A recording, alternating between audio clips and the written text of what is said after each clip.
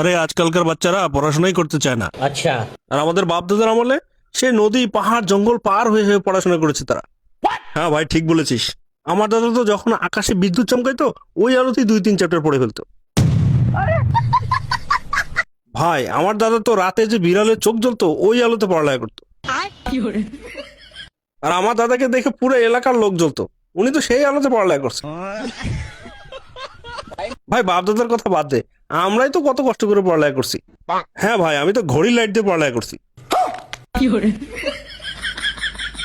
আর ভাই আমি পাথর ঘষা দিলে যে ঝিলিক বেরোতো সেই আলোতে পড়ালেখা করছি।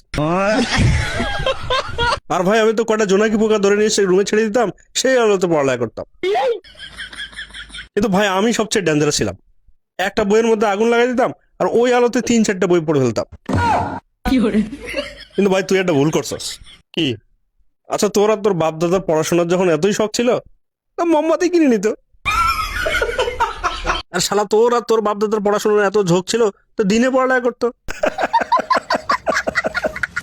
আর শালা তুই হাসতেছিস কেন? সব জানি তোর বাপ দাদা সম্পর্কে। এক নম্বরের মূর্খ ছিল সব, এই মিথ্যা কথা বলতেছে। আরে 500 করে চাল নিয়ে নিয়ে জমি বিক্রি করে খাইছে।